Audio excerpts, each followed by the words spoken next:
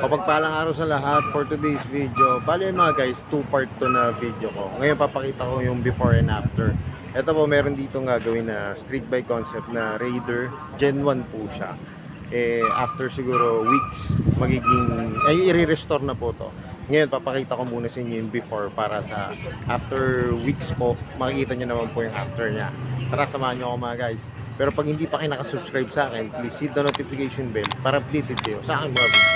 Tara, simulan natin yung review mga guys.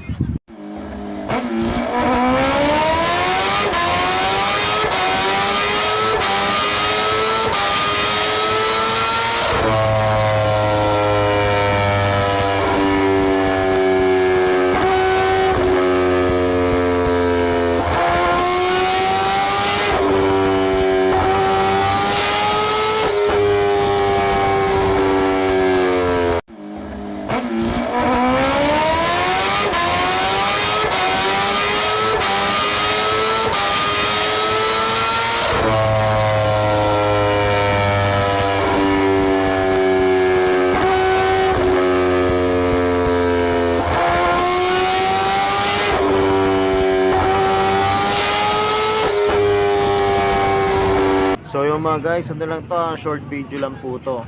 Ito po yung gagawin ko customize po para gagawing street bike. Ito po to ay Raider Gen 1. Pero nagmumukha na daw siyang Gen 2. Yan. Ano pa po to, ay re-restore pa po to. Mapakita ko lang muna sa inyo yung before niya po. Tapos after a week po, yan, makikita niyo po yung pagkakatapusan nitong Raider po na to. Pagka na-build na po siya. Yan. Para makita nyo muna yung mga pyesa nya. Yan, yung gulong nya po ay 45 by 90. Tapos yung kanyang rim po ay Kalesa type na Falcon. Yan, Falcon po yung tatak. Tapos yung kanyang front shock po yan, lighten na po. Tapos yung kanyang brake caliper po yan, 81. Tapos mga guys, yung likod naman na gulong, ano po siya, 50 by 85. Yan. Tapos Falcon Argon din po yung kanyang rim set na black. Kalesa rin po. Tapos yung kanyang ano po dito, hub, neon green po yung kulay. Tapos mga guys, yung kanyang swing arm yan, JRP. Tapos itong kanyang pipe yan, Happy Do. Sa ngayon lang po yan, pero papalit ng danduin ni Sir yan. Tapos yung kanyang engine po yan, parang ano po siya, matte black na kulay po mga guys. Tapos, pupunta na tayo sa kanyang manubela na mga guys, naka-domino po. Quick throttle, domino quick throttle. Tapos yung kanyang hand grip po ay JRP. Pero ito po kanyang brake lever po ay Brembo po. Yan. Tapos siya may mga gold bolts. Tapos naka PS16 po. Yan, ang Brembo.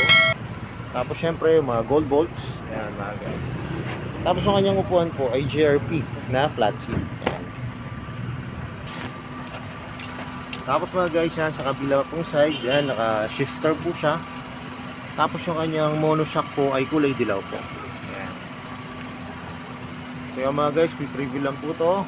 Tapos after a week po, babalikan natin para makita natin kung ano nang itsura nitong Raider po. Yan.